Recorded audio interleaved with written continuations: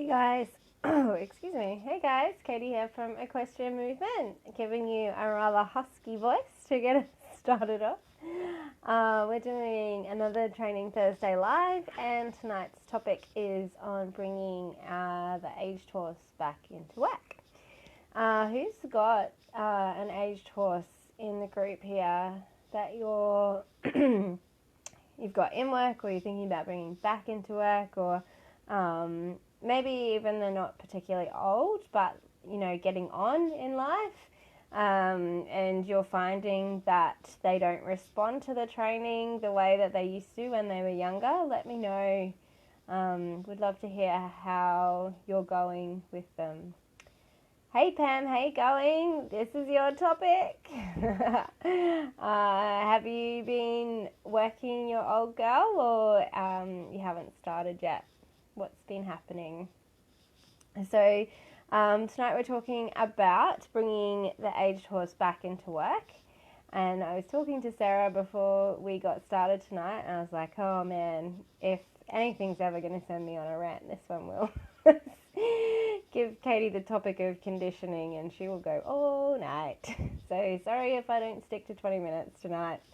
So again, as we did last week, I want to take you on a little journey first. So one of the things that I find absolutely incredible, it never ceases to amaze me, is the adaptational power of our bodies. I just think that what our bodies are capable of are amazing, and that's why I'm a naturopath, and that's why I'm obsessed about horse movement. So a couple of years ago, I tried to do the app Couch to 5K. And I say tried because I got to week 7 and stopped because it was flaring back pain. But I keep going back to it with the hope of completing it. And what I found truly amazing is that I went from being completely incompetent as a runner, like useless. I hate running. I have never had a runner's high. I just find it truly grueling and is torture. I was the kid at school that would be playing hockey and just watch the ball go on past instead of chasing it down, swinging my hockey stick around because it was far too much effort to chase after it. So going through Couch to 5K and realizing how well the body adapts when we provide the correct exercises, I was just in awe of it. I went from, not coping with the 1 minute run every 4 minutes to being able to run for 15 minutes twice with, I think, a couple minute break in between within 7 weeks. And that truly is the power of our body's ability to adapt to stress. I was creating a stress on my body by asking it to run, and my body was adapting. And when we create these environmental stresses, when we do them well, the body adapts well. When we don't do them well, the body adapts, but with issues. It adapts in a way that it defends and protects itself. So it creates problems. And then if we have underlying issues, like I do with my back pain, then expecting a lot of adaptation in a short period of time does create flares. So Pam has been hopping on a couple times a week just to ease her back into things. Don't really plan to train her, just want to help her stay sound. So need to make sure she's going correctly. Yeah, that makes sense, I feel ya. So when we're talking about muscle adaptation, I feel like I'm on the slippery downhill slope towards old age, but truly my body is probably still adapting well to environmental stress. Normally in humans we see it around the 60s, 70s. But with our horses, I would kind of put the slowing down of their adaptational power around 16 to 22, depending on how hard a life they've had. And so basically what happens as they get older is when we're creating that environmental stress, when we're doing it appropriately with a young body, the body responds and it builds the muscles appropriately. And hopefully it creates more soundness. That's what we're trying to achieve. And some muscle building, we'll see bulking. So in the initial stages of training, in the coordination stage, we're firing nerves to the muscles. So we're wiring the brain to coordinate the muscle fibers. And then that normally takes 6 to 8 weeks from introducing a new exercise. And then on the 3 to 4 months, we're seeing muscle tone and bulking. And then at the 6 to 12 months, we see the exercises that we're doing, if we've done it in a way that creates good posture, and even if it doesn't create good posture, it actually affects their conformation. So when we do it with good posture, it affects their conformation by making them more sound and more fluid in their movement, and they'll maintain that posture and that development in the paddock, even if we spell them.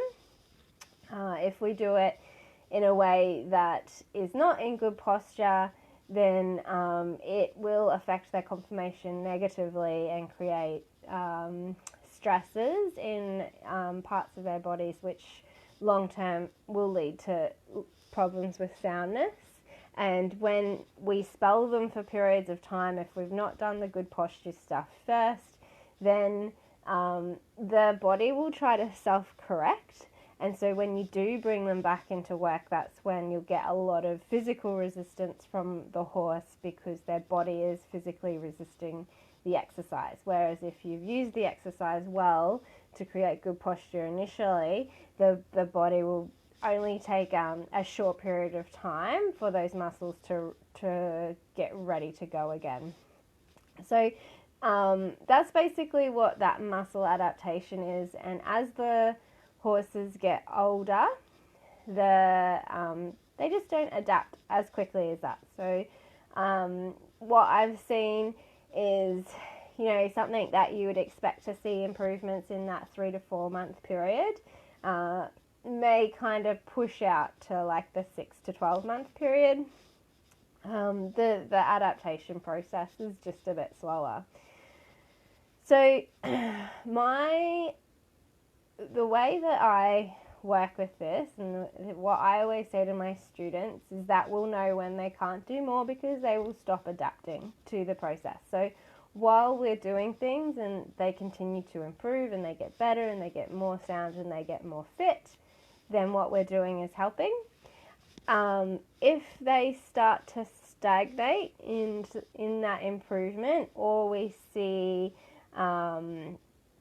problems come up consistently and persistently that are hard to correct, and we're not getting results through swapping up exercises and the way that we're conditioning them, then we might consider things are getting a bit tough on them. Hi Tanya, how you going? We're talking about bringing an aged horse back into work tonight.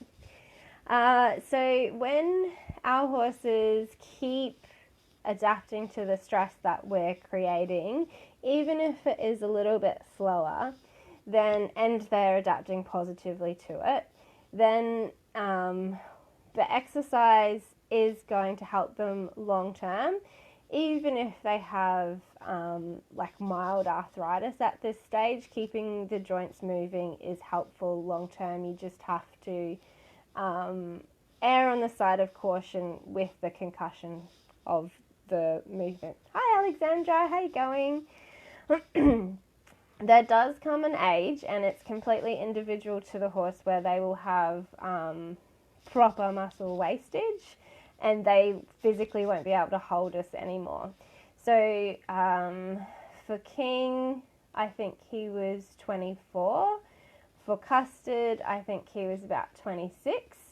But again, it's also going to depend on the experiences that they've had throughout their lives, how much physical stress they've had put on them, and how soon we start to see degeneration. So at the same time as our older horses will get muscle wastage. And what I mean by muscle wastage is that they can look like they're in good condition, but it's all just kind of feed. It's just kind of fat. And so what happened with King when he got retired from riding, he just like collapsed underneath the weight of a light rider. She was only 50 kilos and he just sat down under her. And so what looked like good tone, good muscle condition was actually just feed and fat. He had muscle wastage from old age. Tanya has two 19-year-olds that haven't had much work recently, but both in good condition. Excellent. So that was our indication for him that it was time to retire him. But being retired from ridden work doesn't mean that they can't still work. Hi Claire, how you going? So with King, I used to still pony him out off of my horse. So and he used to get so excited to go out. He would see me tacking the horse up, and he'd like be running in his like old man arthritic little canter up and down the fence line, like, are we going on a trail? Are we going on a trail? So even once they can't hold you anymore from that muscle wastage, they still do enjoy the stimulation of going out and doing things and using their body. It just means that you don't want to sit on them anymore. So the other thing that we can do with them is our in-hand work, which we've talked about with Sarah and Custard before. So I think we thought Custard was like in his 20s, but then figured out how long it's been, and he's actually like 26 or something. And so he was really struggling staying in work with ongoing abscesses.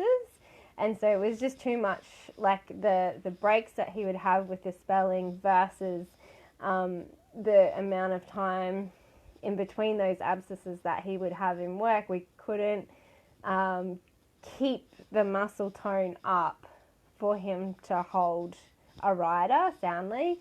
So he got retired, but he is still loving affection and loving our trainability games that we play, and doing in-hand work will keep him sound for that longer period of time. So Sarah said, we thought he was 21, but it actually turned out he was more likely to be 26. So Pam, my fear with Q is muscle wastage. My vet said that she's starting to lose her top line. She's 29 this year with mild arthritis, which is what I want to try to help her with by light riding. But I'm keeping a real close eye on her top line to make sure she can still carry me. Yeah, definitely. And you'll know if she can't hold your weight anymore, she just won't. So we've had another...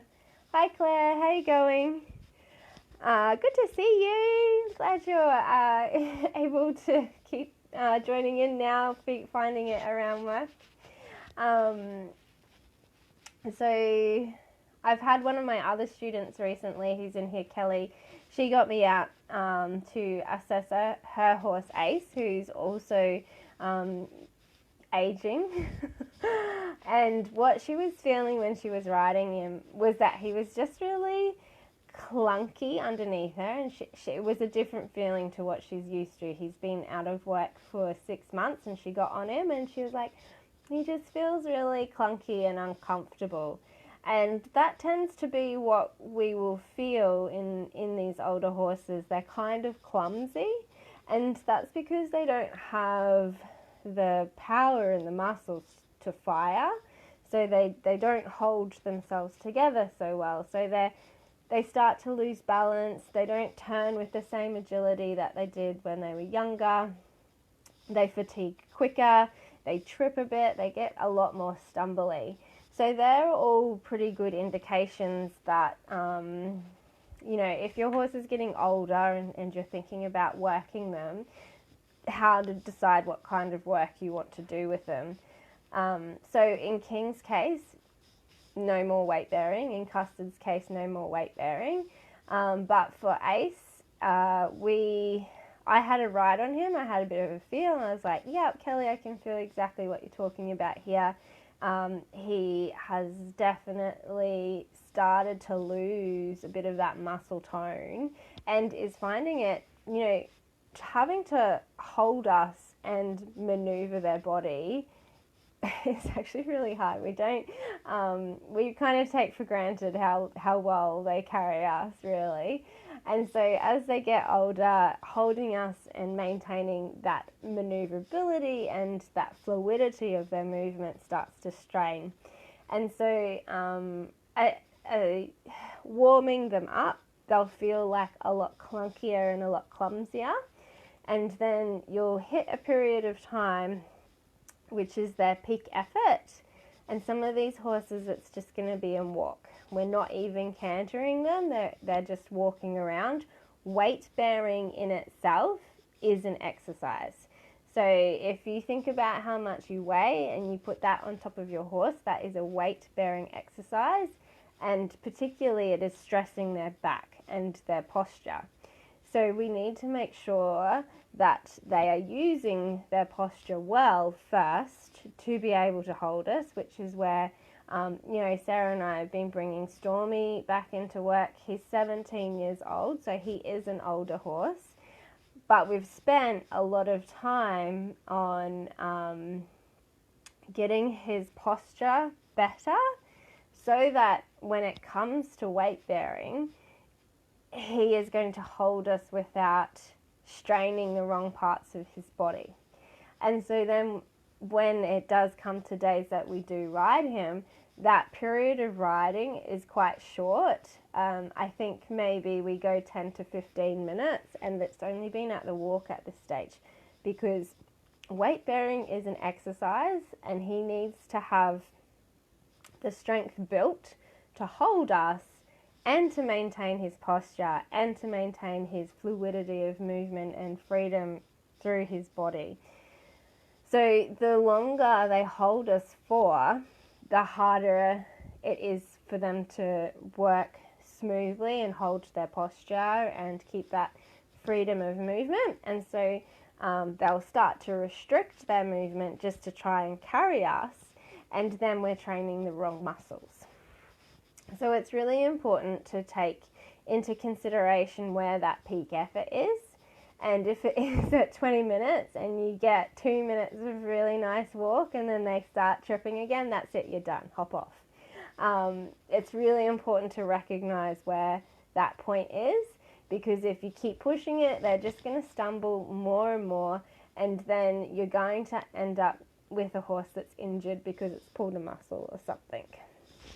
So if you're doing that, like Stormy is still quite young enough to have that muscle adaptation happen. When we were doing it with Custard, it was really a matter of we'll just see how far he can take this. And so it got to the point where we were like, okay, short periods of trot are fine for him. And then we kind of hit his point where we weren't able to keep him in work consistently enough to maintain that muscle mass. So with Stormy, we have a little bit more time, we have a bit more opportunity to build the muscle appropriately to hold us. And so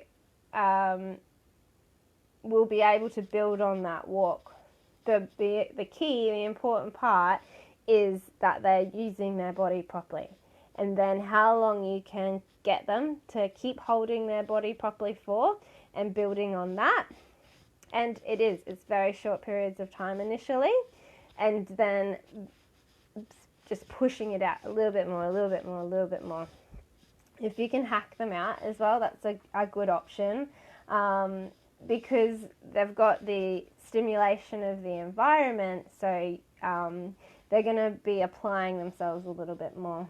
Sarah, if it braces itself wrongly and you teach the wrong muscles to adapt, or brace, I don't know what I said, that you're saying the or to, or braces itself wrongly and you teach the wrong muscles to adapt. Yeah, that's right. So if we push them to do more than what they're ready for, they're going to brace their body.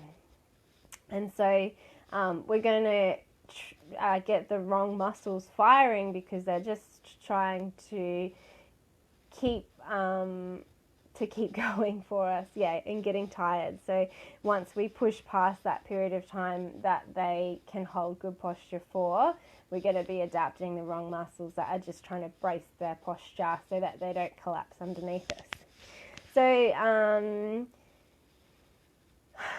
the other things that come up with this as they get older is degeneration and like old age diseases.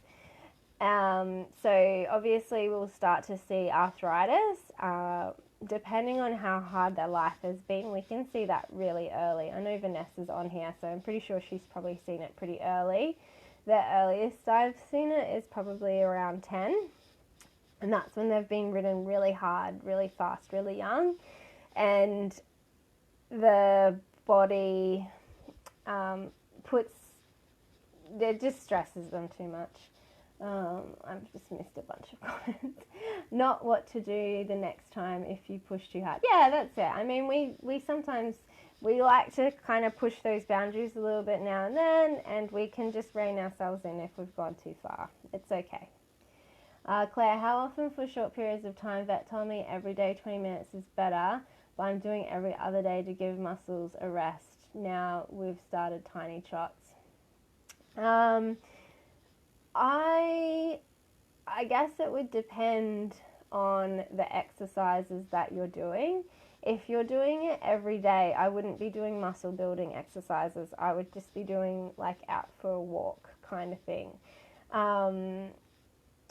Where it's like minimal effort.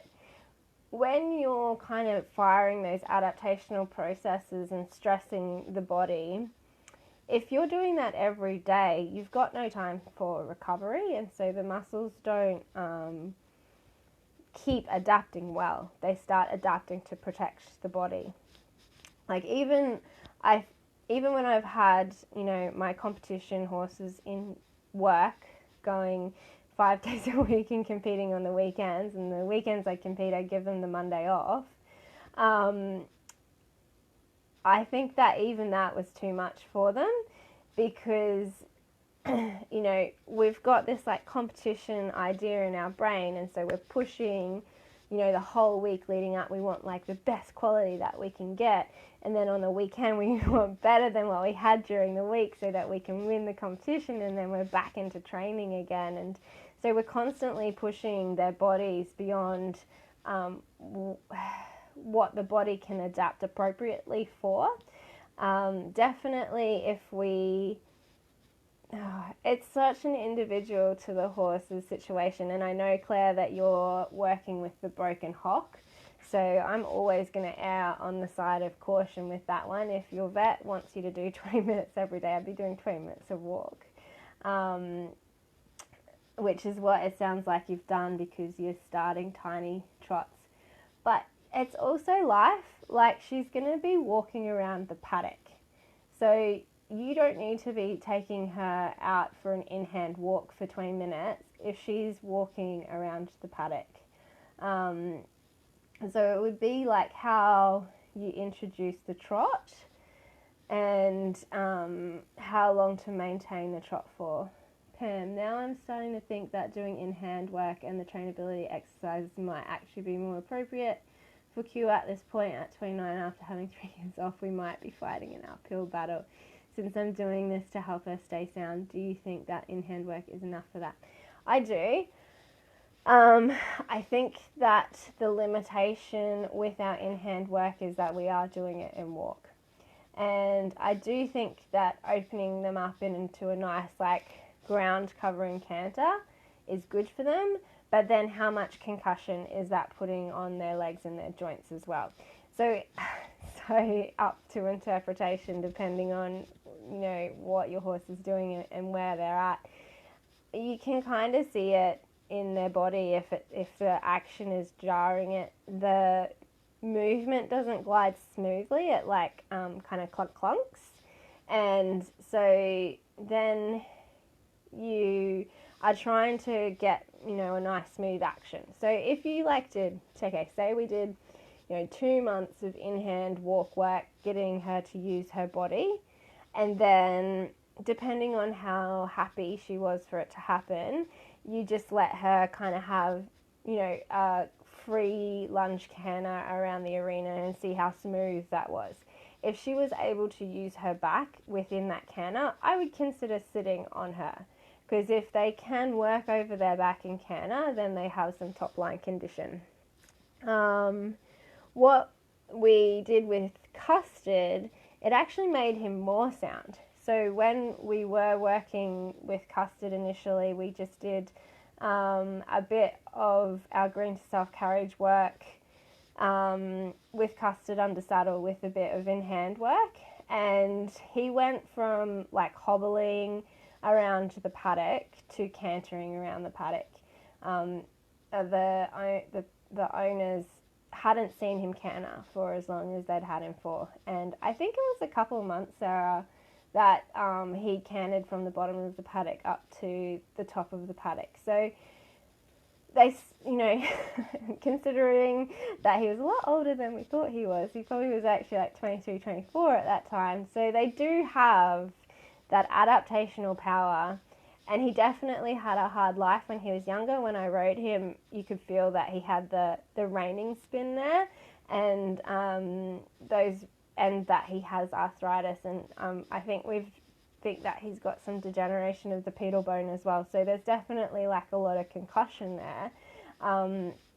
So even with that kind of degeneration process starting, there was still some quite a bit of adaptational function there to overall improve his soundness and his quality of life with work. So even now that we don't want to do weight bearing with him, keeping him doing the in-hand work and periods of, you know, just, he doesn't even need to canter. If you just kind of say, what's your next fastest movement? If it's a more forward walk, then awesome. You know, if he pops a trot, excellent. If he wants to take himself for a canter, perfect. Custard's in a really good situation though, where he's in a very open paddock, so he can have a canter of his own accord. He gets chased by the other horses, so he has to canter away from them. And it's a bit hilly, so he has to go up and down hills. So, you know, when we have good environments for these horses as well, that is part of the conditioning. If we're doing the in-hand work, which is firing the muscles, getting them to use their posture, and then we turn them out and we've used the muscles correctly, then they continue to use them when they're in the paddock. So they will be maintaining those muscles that we're building and that posture that we're working on because it feels good. If the work that we're doing feels bad, then you'll see the limitations and the movement deteriorate. So a few things that we're looking for, I'm just trying to remember. A few things that we're looking for is we want to see that they're tracking up. We want to see that they're tracking up from behind evenly. So if we've got one hind leg stepping through further than the other, then we've got the rotation through the pelvis. So we're going to see more concussion and more twist.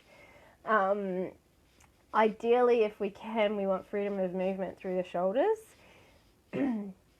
And we want them to be, in our in-hand work, we want them to be able to work through to contact so that they are lifting through their tummy and then extending through the shoulder. And all of those things together are working our horses with good posture, so that when we turn them out, they will be maintaining that and building on that when they're turned out with the other horses or just wandering around the paddocks by themselves. When I did this with Fiddy, after he put his leg down the rabbit hole and did whatever the hell he did to his back end, he has been out of work for 2 years since I was pregnant with Finn, and he is still standing square in the paddock. Definitely zero muscle tone and a huge grass belly, but because of the way that I worked him for his posture, the posture maintains. I would imagine, like, as he goes on with age, it is probably going to lose that quality because of the way that they don't stand straight to eat off the ground. But, 2 years is quite a long time to be out of work and to still maintain those postural muscles. So even if you're only doing your in-hand work once a week, that's huge. They're still going to be maintaining it. And to be honest, like when Sarah and I have been working on Custard, it was once a week at best, because that's the only time that she can go out to Custard is on the Saturdays. And so we regularly can't ride because it gets slippery as soon as it rains. So once a week is a good time for us. If we can do that, we're doing well. So that was enough for him to go from hobbling to cantering around the paddock, just purely from inspiring that muscle action to hold good posture. So it took about 2 months. He did think he was about to miss out on dinner though, so lots of inspiration. And I'm sure there would have been plenty of times before that though where he thought he was going to miss out on dinner and didn't canter because it was just too uncomfortable for him. If it's weekly, it's lucky for sure for us. Okay, so does anybody else have any other questions? So the only other real thing that contributes to this is if we know that they've got underlying injuries that we have to manage as well. So I'm lucky. I know what I did to Fiddy to break him in the first place. So I know where the damage is, and I know that it's significant because it took him a year to recover from it. So that I don't think is ever going to properly heal. And so every time I bring him back into work, it's something that I'm managing, and it is his limiting factor. So knowing that he has that injury there as well, Jane has made up some essential oils for me, and I soaked the area with Epsom salts. Claire will do that for you. That's over in, I think it might be in both Green to Self-Carriage and Training Trainability, but we'll point you in the right direction. So Jane has made up the essential oils for the tendon and ligament repair, and I soak the area with Epsom salts when I'm bringing him back into work. And I guess my eye isn't as good as body workers, that's for sure. They'll definitely pick up on things that I miss, but I can see where there is that restriction in the movement. So I wait, and I again prefer to err on the side of caution than push it far too soon. I guess the added bonus with Fiddy is that I know that when it does hurt, he does implode. So he just goes straight up in the air, so I know he's not ready to work it. But obviously I'm trying not to push him to the point of pain that he does jump into the air. So there is, a certain amount of strength that we're building, and we're trying to balance that with the mobility. And when we have sound, balanced strength and mobility, then the muscles are protecting the joints from rotating too far, but are allowing for enough movement that movement feels good. So if, in periods of arthritis or muscle and tendon damage or whatnot, where the range of movement is inhibited, then we will see pain. But at the same time, when we have weak kind of floppy muscles, they're not supporting the joint structures and whatnot from rotating too far. So we're looking for that happy medium where we've got enough strength to hold everything kind of together, but with enough suppleness that they can move comfortably as well. And that's why we talk a lot about posture and alignment, is because if we have good posture and good alignment, then the body kind of holds itself in place. If we have poor posture and poor alignment, then the body still holds itself in place, but it holds itself crooked, and so that's where we see the pain and the issues. So when we're bringing back into work our horses with injury, again, it does take longer, and so you just kind of watch for those areas to tone up and start moving freely again. And then you just got to listen to your horse. And as Claire said, sometimes we take it too far and our horses let us know, and so we just have to back off, reassess, come up with a new plan and try again with our next ride. So do we have any questions about that? Stormy is developing throughness and self-carriage with in-hand work. Excellent. That's it. Like, they don't need hard, heavy work to use themselves well.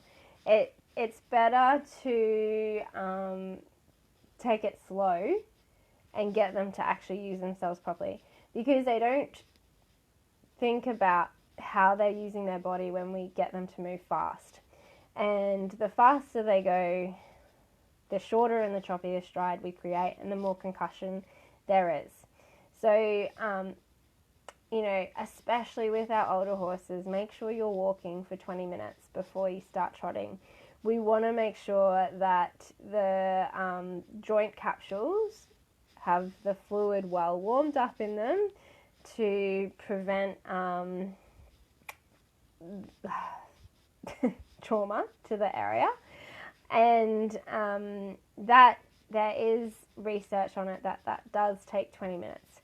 So a lot of the horses that I'm working at the moment, we do 20 minutes in-hand walk, and you can feel the back free up, and that's generally a good indication for me that it's time that they're ready for me to jump on. And then the period of time in trot and canter is dependent on that horse's stage of conditioning. So with Stormy, we then do just weight bearing in the walk for maybe 10 to 15 minutes, through to Phoenix, who's doing maybe half an hour of trot and canter work. So you have to kind of assess your horse. If you bring them back and not every day is going to. One of the hardest things for us to cope with mentally is that they're not going to be better each day that we ride them. We don't have an improvement every single time that we ride, and we want to have that improvement every time we ride, or at the very least we want it as good as our last ride, and that just doesn't happen. So an example of this, actually, again with Stormy, we're starting to see a pattern where when he doesn't consent the bridle, he is sore. And so we had our last lesson was him saying no to the bridle quite a lot, and I could already see in his back a little bit that he was tired. I was like, oh, how are we going to go with this? And so they're already your warning signs, which is why we have training and trainability with our Green to Self-Carriage, is that it gives the horses the opportunity to communicate to us, because we're not mind readers and we don't know these things, and these the way that they tell us these things are so subtle that we do miss it a lot of the time. So starting to see that pattern of Stormy not consenting to bridle when normally he's very willing about it since we've been working on consent.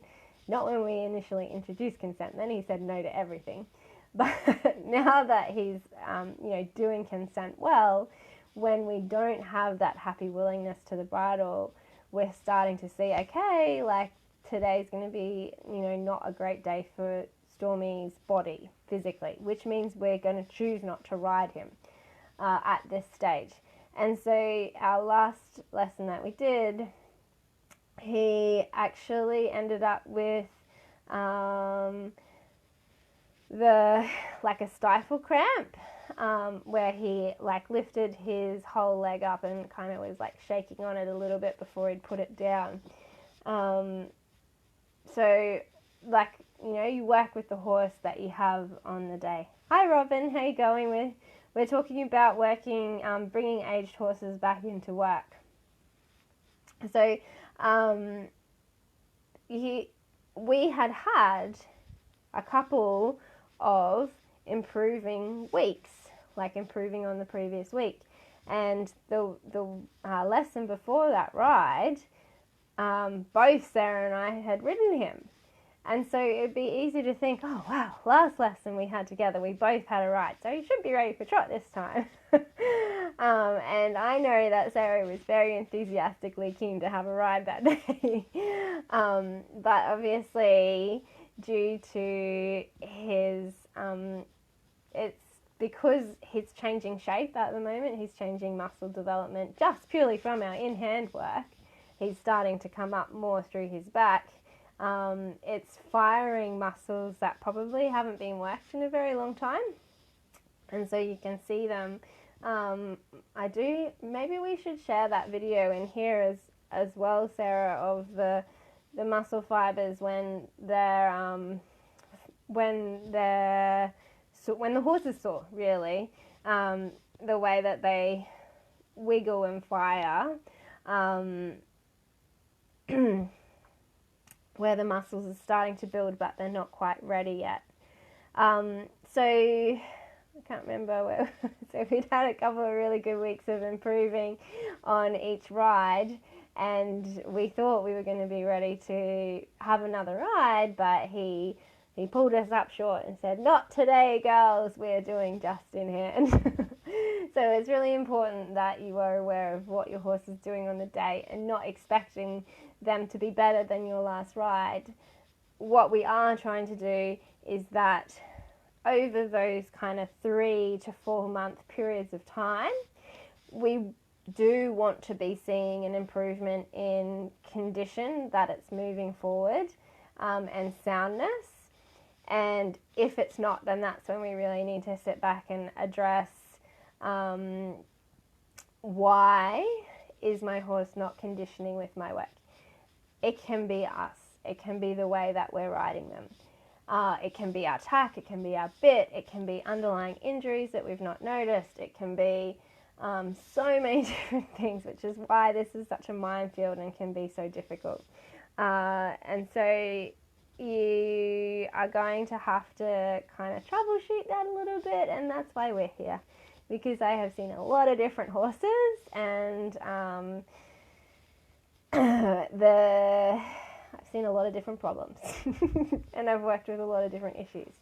On that note, if you have,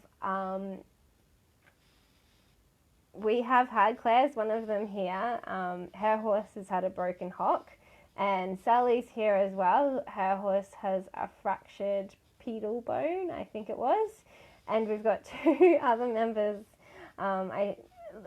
We're just seeing a lot of these horses that have actually had breaks and fractures. So it is important that you are also working in collaboration with your vets and your body workers, as well as your trainers, to make sure that you're not missing things that your horses are trying to communicate with you that are more severe than just the basic conditioning work that we talk about. So, our conditioning work that we can do is really just about supporting good posture and muscle growth in a healthy, well-developed horse. And we can help in the rehab area as well. But even with that, we work in collaboration with our vets and our body workers. I think Sarah's got about 3 on the go at the moment with the horses that she works with. We have a chiro that I really thoroughly trust, a massager, and we have someone else that does emet therapy. And it really depends on what you're working on with your horses to who you need to be working with. And obviously your farrier as well, to make sure the hooves are supporting the posture appropriately. So there's lots of kind of balls in the air there to make sure that when you are riding them, it is affecting them positively and not negatively.